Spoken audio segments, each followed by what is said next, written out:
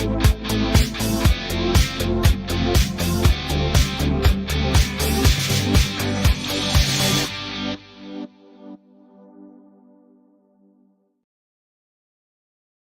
evening, wool gatherers, and welcome to episode 173 of Wanderings and Wool Gathering. On tonight's episode, we are reviewing the latest single from Michael Ceravolo's Beauty and Chaos. It's the first single from the upcoming album called Dancing with Angels, and that comes out in July. But on June 4th, yesterday, they released a single and a video called Diving for Pearls. We're going to check that out tonight.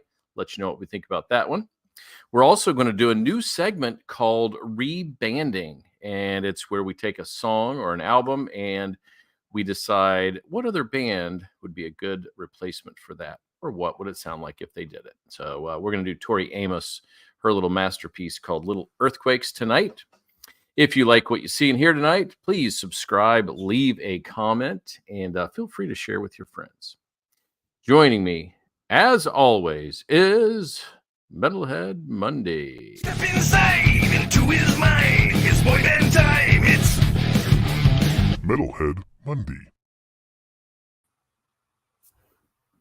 Hey, we're back. There he is. We're back. Coming we're back. to you local. Always. Maybe that should With say loco. With the little Indiana in the O, just in case you don't know. Very clever. I got the shirt in Bloomington, and I won another one, but we went back, and they don't sell it anymore. So another one just like that, or like a black one with red? Whatever I can find. All right. He is loco and local. That's Metalhead Mundy. Yeah. And joining us is hopefully will be usual from now on. It's none other than Teabag. Swinging deep into the valleys of Liptonia. That's nasty. Able to plunge from high altitudes only to land with a gentle splat. That's nasty. Receiving only the finest education from his instructor, Earl Grey. It's Teabag's Too Hot for TV. Hey guys. Never gets old. No, I feel like I should like drop into frame there at the end. Let's see how we figure out how to do that. Because hey, that would be Monday. nasty. Yeah. I have a shirt just like that. It's white with white print if you want to buy it. Oh, that sounds pretty cool, actually. White on white. All right. Yeah, we can normally a black on black guy, but white on white might be something new. Okay, sounds good. I don't know about I like the shirt though.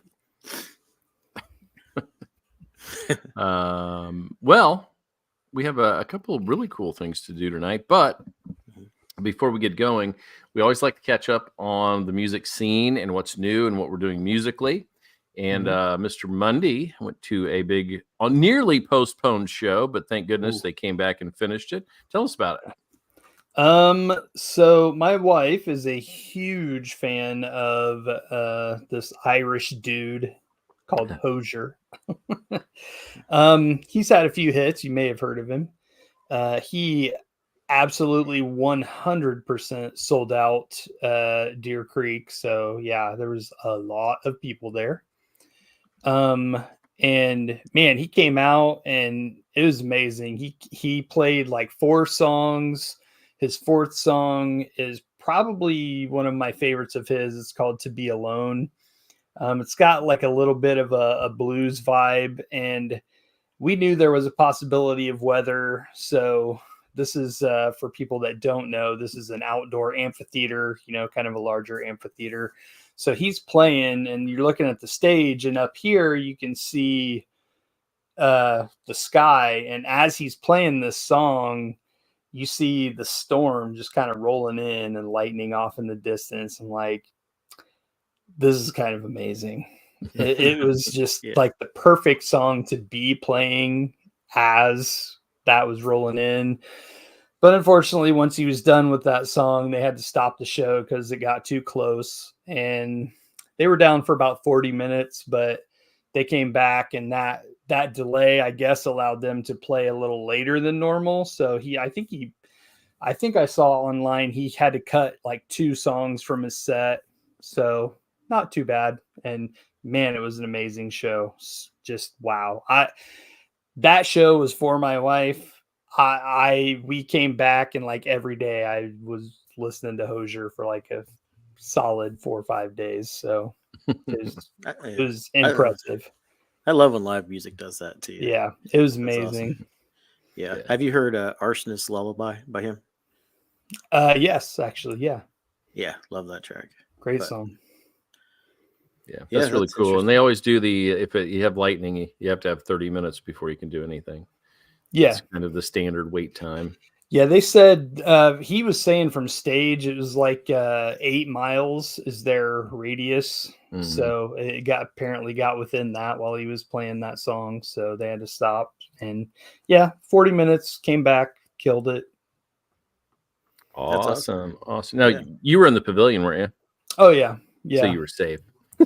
Yeah. Yeah, the way we were kind of on, like, if you're looking at the stage, we were off to the left, so we were pretty close to the edge, but like it was kind of misting on us a little bit, but not much.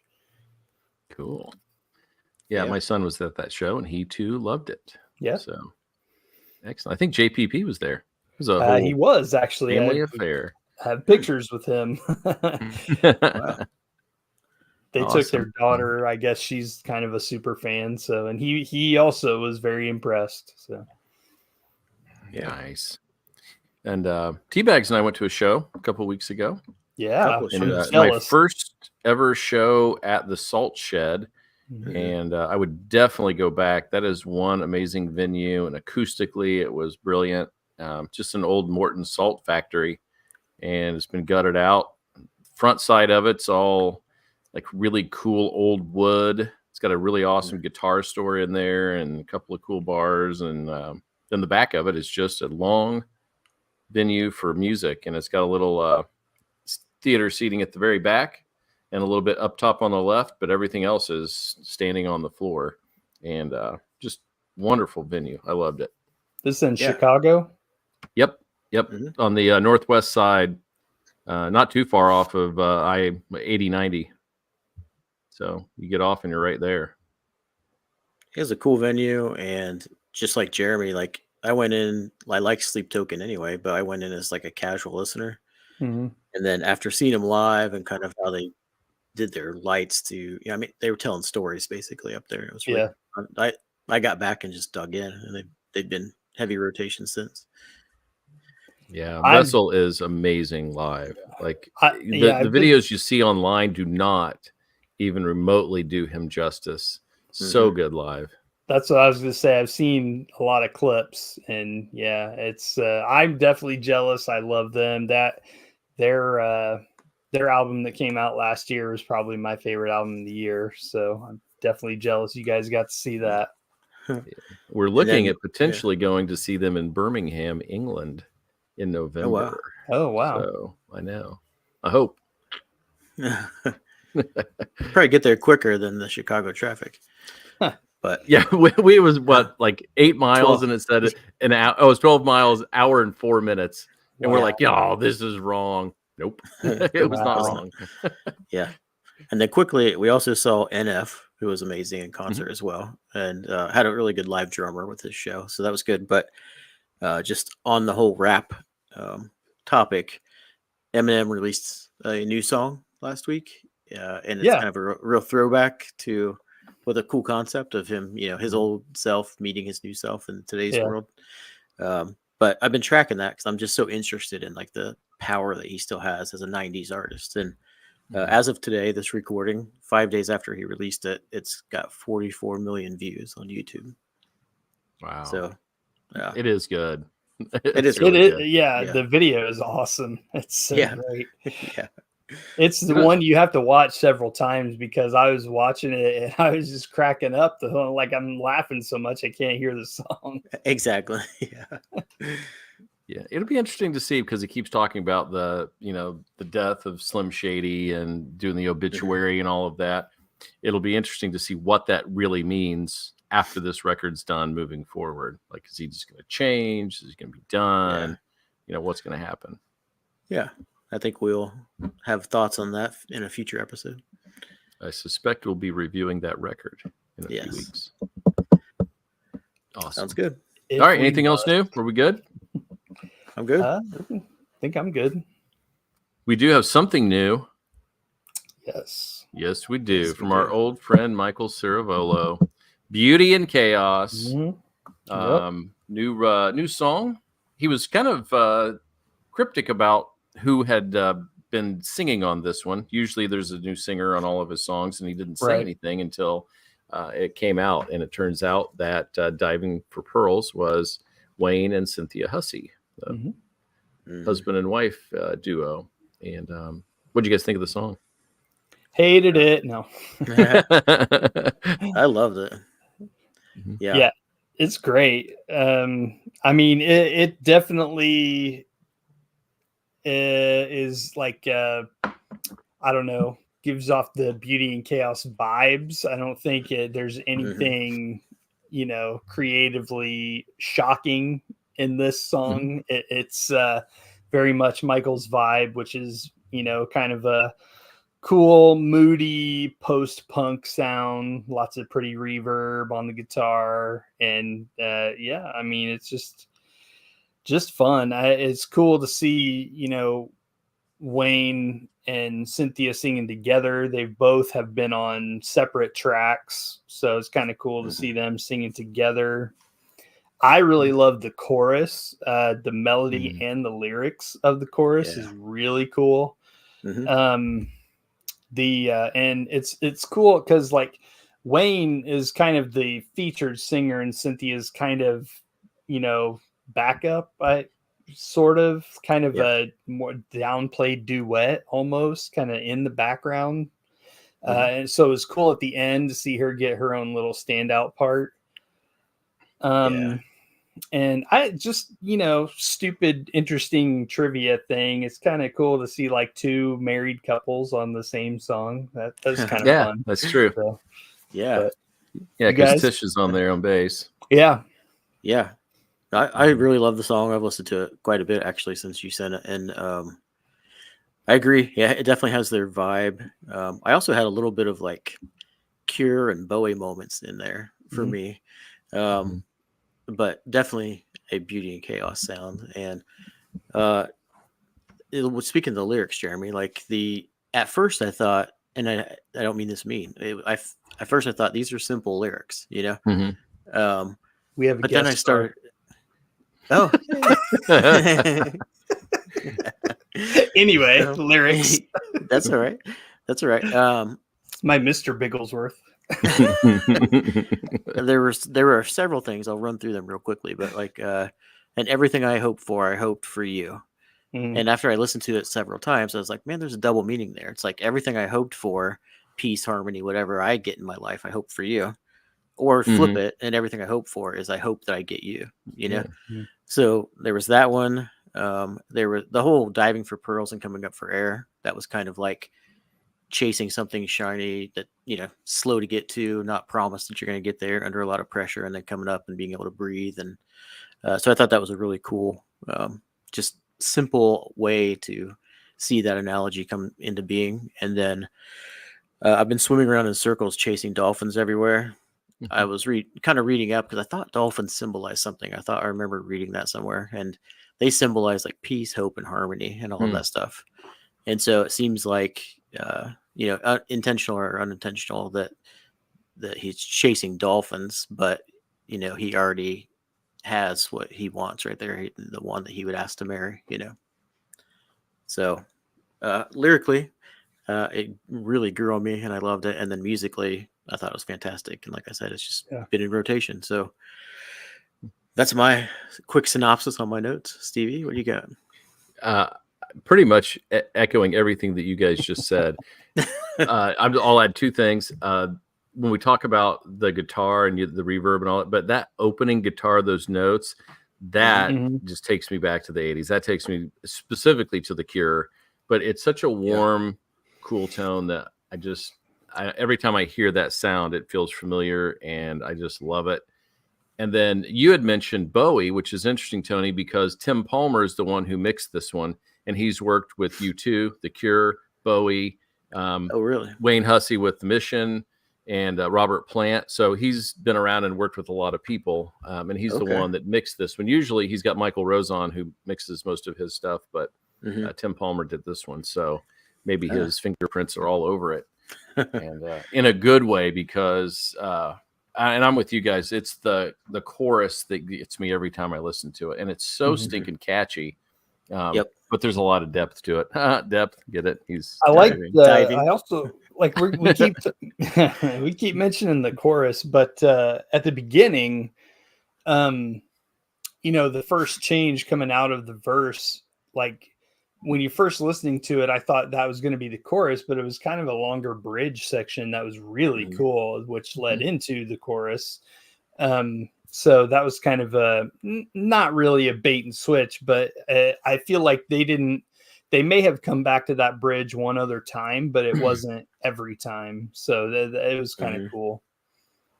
Yeah. Structured really cool. I agree. Yeah. And there was a point around the 350 mark where the music kind of changed a little bit. It was kind of, the lyrics kind of gave way to let some music happen there. And just the way that, the guitars were coming in, obviously the guitars and the bass working together. And then some of those drums that were, emphasizing things. It was just, that was a nice part of the song as well. Apparently this took Wayne a long time to write the lyrics. He was stuck, and he was in an interview. He said he thought he was never going to get out of this situation where he just could not come up with any. He was blocked mentally, and he couldn't come up with the lyrics. And then he worked with Cynthia a little bit, and it just hit. And then they just kind of rolled out of him. So I'd say that I think he nailed it. He really came out of it with that one. That's for sure. Yeah. So I can't wait. We get the album in July, and we will definitely be reviewing the album on the show. And Michael Ciravolo is going to come on the show and talk about it a little bit. And I'm kind of excited to see who he's got coming onto the album. I know we're going to see some standards probably. We'll probably see Ashton Knight. But it'll be interesting to see who all he has coming back to sing on these. Yeah. Yeah. And should we throw the disclaimer out there too, that just because Michael is coming on the show doesn't mean we're saying we like this song because of that. Like, this song stands on its own. It's great. And, I think we're giving a fair, honest review here. Yeah. I think Michael would appreciate Tony, our honesty. Yeah. Are you trying to say that we're not shills for the man? Is that what I'm hearing? That's right, man. So I can tell you this: no money has changed hands. That is true. Genuine. It's right from the heart. But in all honesty, that is in all of our wheelhouse. We've all loved that type of music since we were kids. So just to see somebody creating that kind of music now is really awesome. And I think that's why we all gravitate to it so much. And let's be honest, he is a wonderful guy. So I don't mind giving him a chance because he's super nice. But there are bands that, last thing I'll say about that is there are bands that recreate it, but it feels like they're just a copy of that, It's like they're doing a really good job sounding like this, And then there's people that are recreating it, like Beauty and Chaos, that are taking you back with that, but it's original again. So it kind of feels like, finding an archive of music, Yeah. And I would suspect some of that has to do with collaboration. The fact that he's working with other people who are super talented and creative in their own right, and then they put the two together. He sends them music, they come up with lyrics, and then we get something that's really nice together. So absolutely loved it. So July, look for those things, that album, that interview. We are super excited for that. And if you want to hear or see a little bit more about Michael and some of his quotes, go over to wanderingsinwoolgathering.com. We've got an article up there, and he was gracious enough to provide a couple of quotes about why Beauty and Chaos and why albums. So check that out. Very good. All right. So this was Mundy's, right? This rebanding? Yes. All right. So why? Well, let's see. So what we're doing in rebanding, we pick an album and then we kind of try to, each of us will reimagine that album as being recorded by someone else. So whether it is it's a what if so-and-so originally recorded this album, or maybe if someone would take it now and redo it, whatever that means to you. Mhm. So I chose Tori Amos, her first album, Little Earthquakes. Mostly because I've just kind of been coming back to it recently quite a bit. I don't know why, because I haven't listened to it forever. It's just kind of been popping up on my radar again. Still love it. And this came out in like 1992. So at that time, I'm like 15, 16 years old. I was like all metal all the time. Get like heavy stuff, thrash, death metal, all of that. And Yep. then I don't even know how this got on my radar, but man, it just blew my mind and cracked open my hard, icy heart. And Mhm. it's just, I have loved her ever since. And I just think it would be fun. It's so singular. And at that time, and I think still maybe it's kind of, unique. Like no one else really sounds like Tori Amos. Right. Her voice or her songwriting, really, I think. But yeah, I just thought it would be interesting to see. And when I thought of it, I kind of thought of one immediately and maybe a few others. And like, oh, maybe, so I just thought it might be interesting to see what you guys had to say about it. Yeah. I'll just say up front that this was extremely difficult for me. Okay. And because this is such a deeply personal record, the idea that somebody else is recording that music or those lyrics is so strange to me, especially the one that recounts the rape. Yes, almost and that, no music. that is occurred like, to me. I'm like, gosh, Yeah. and so Mhm. I just went the complete other route and I picked a male singer Okay. of a band just to kind of, because I was just like, okay, it'd be easy to throw it to Fiona Apple or somebody like that who's quirky and could maybe pull that off, but it just seemed like low picking fruit. Hey, what if I picked that? Did you get it? Fiona Apple, low hanging fruit. Yes, Come on, I Tony. Sorry, I was a little slow on that one. But that's why I was really struggling because of the content of that record and what it was saying. I struggled quite a bit for a while. That was kind of intentional too. I'm not going to lie, because it is exactly what you said. Like it is so much from her perspective. Like how does someone else tackle that? Yeah. Well, let me weigh in on my preface then here real quick, because I was in a similar situation, Mundy. Like it was Nine Inch Nails, Metallica. It was, at that time in my life, it wasn't that I wasn't open to other things, but I just wasn't listening to anything else really. And with the one that really got me, I think the first song I might have heard was Me and a Gun. And it was like, it was almost kind of like that Something I Can Never Have album, where something that's just a piano or so stripped down, it's got almost more like weight and you have to listen to a little bit more. And so Me and a Gun blew me away, because I was like, I can't even believe she's singing about this, number one, but just the way that it's being presented. And then I went back and listened to the album and was blown away too. But who I chose, and I have someone I chose and I have a backup, but I chose it for those reasons. Like, who do I think could pull off when it gets to that certain personal song? Who do I think could pull it off and also be able to pull off the rest of the album? So we're all coming at it, I think, from different angles, but with a little bit of overlap. Yeah. So now we decide who goes first. Tony, since it's our new segment. I mean, I can since it was my choice. If you guys want me to, no, you go last. Okay, that's fine. Because it was your choice. Okay, I won't be long-winded about this, but who I thought actually could pull this off, because I was similarly blown away by her when I heard some of her stuff, was Ani DeFranco. Okay, and I thought she might even have the voice to do that. Not Tori's voice, but she could sing and that kind of thing. And then the other person that I just always thought was just like punk rock and never got her due as much as she should have is PJ Harvey. Okay. So those are my two choices. I think they could pull off both the musical side and the personal side, but with the asterisks that no one will ever do it like Tori. No. Yeah. Foggy. Yeah, choices. So I'm glad you didn't choose Fiona after I said that. I know. But she probably could. And Jeremy would love it because he's a huge Fiona fan. I love her first album. You love Criminal? Yeah. Fair enough. Yeah, everybody loves Criminal. That's true. All right. So I started thinking about the content of the record and the themes. And so I kind of went that route. And there's one of the songs, Happy Phantom. It's like kind of a whimsical song, but there's this serious level of like mortality to it. Everybody's going to die kind of thing.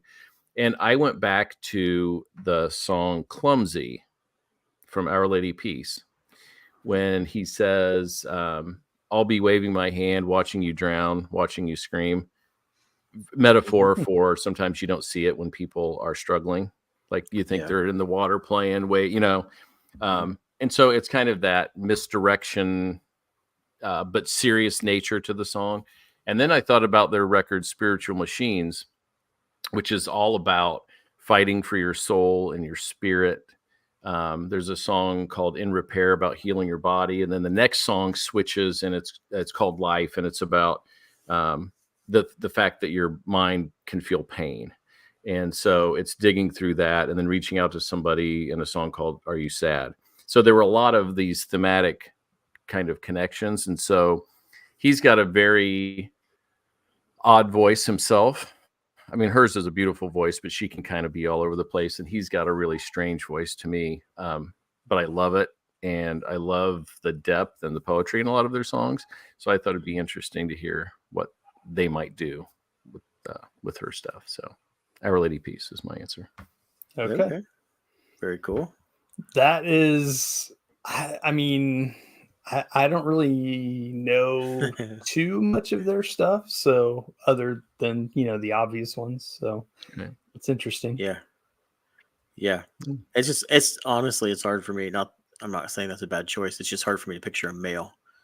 I know. Doing the album. Yeah. Well, and there's so many things that lead you to believe it's a woman singing, obviously. So that's why I just kind of went the roundabout way. That's cool. Themes. I'm gonna have to go back and listen to some of their stuff. I'll send you a playlist. Thank you. Appreciate that. Well, Monday, it's your reband. So who do you got?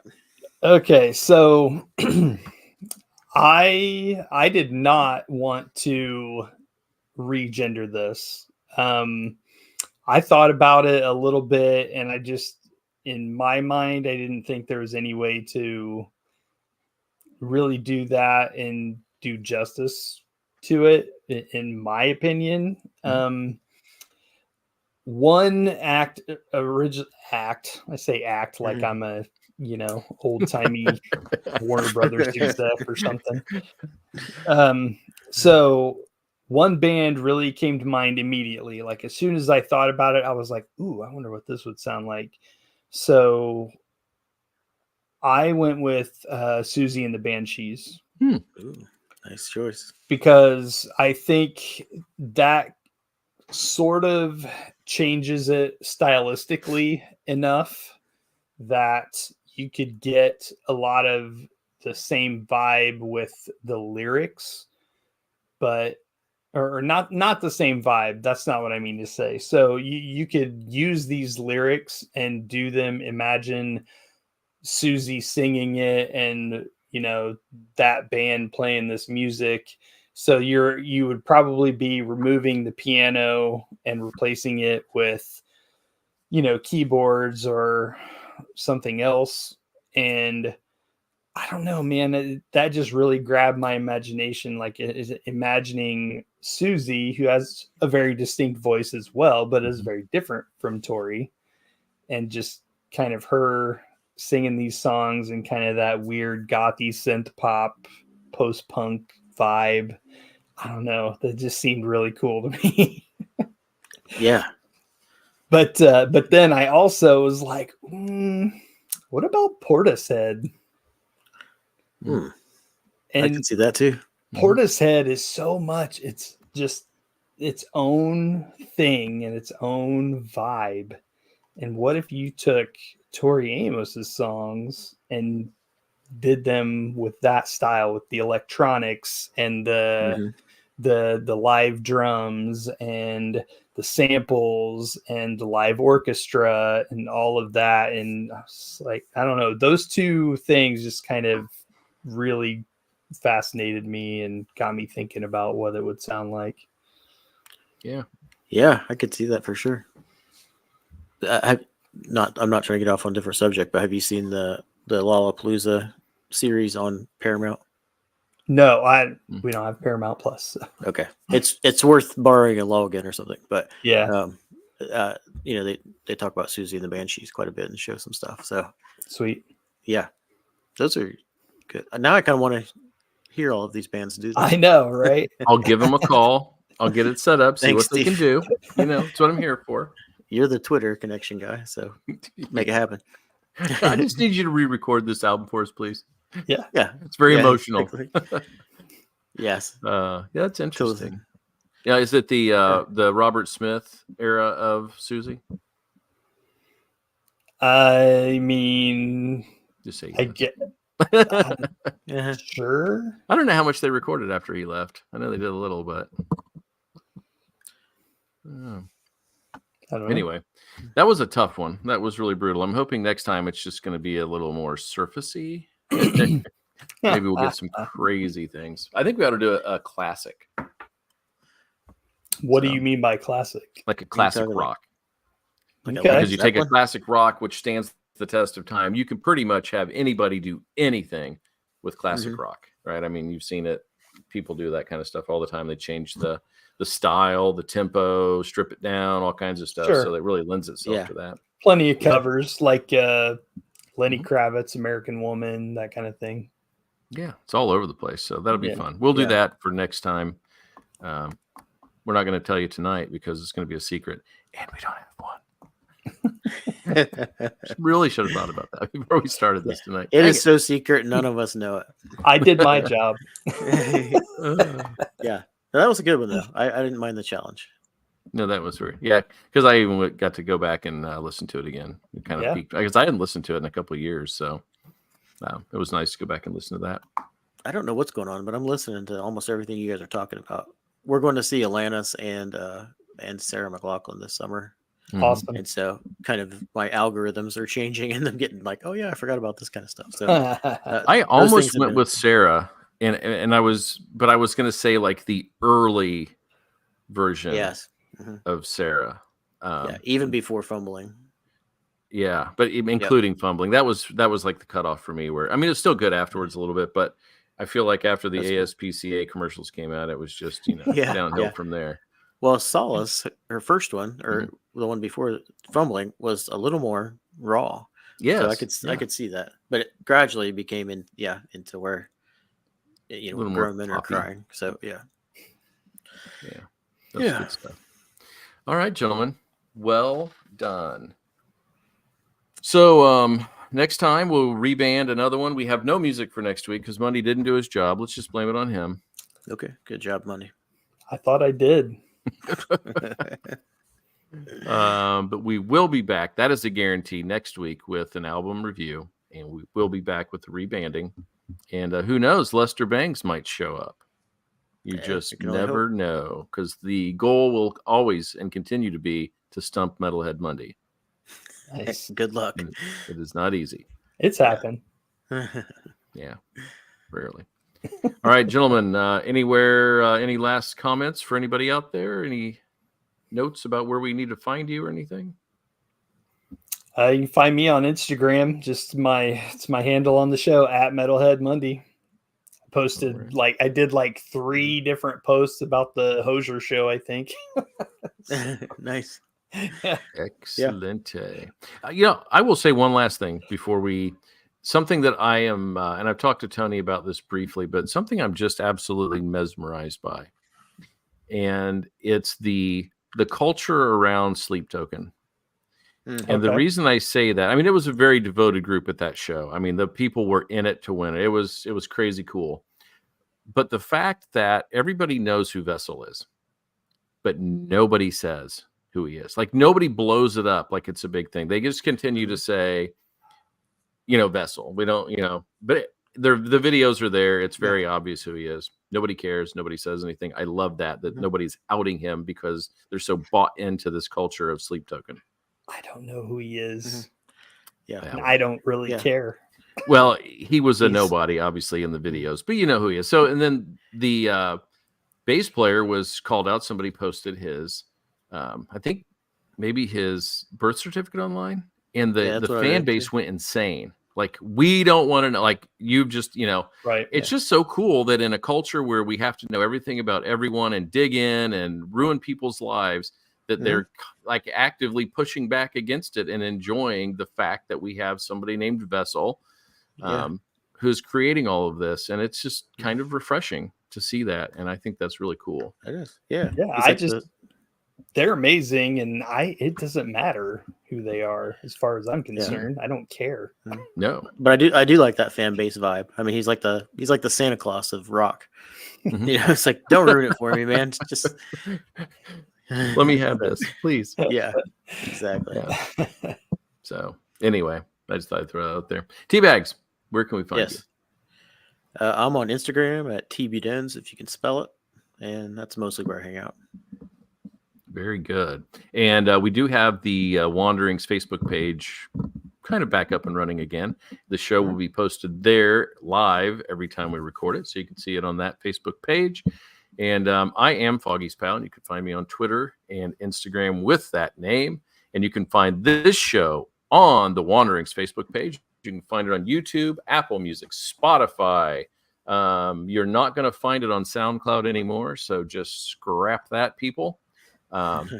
We're going heavy and hard on Spotify and Apple Music, so check us out there. And check out wanderings and woolgathering.com so you can get some more content. You're going to get some music content and lots of, if you like Spider-Man, every Spider-Man comic's getting reviewed on there. So come on over and check it out. That's cool. Find out what me and a guy from Ireland think about Spider-Man. Spider Goblin? What? Don't even start. He is an obsessed Spider-Man fan. Like, he knows every detail from every, like, it's insane. And he hates it. Like, we're so over amazing right now. It's ridiculous. But anywho, that is it. We will see you again next week for more goodness. Until then, bye now.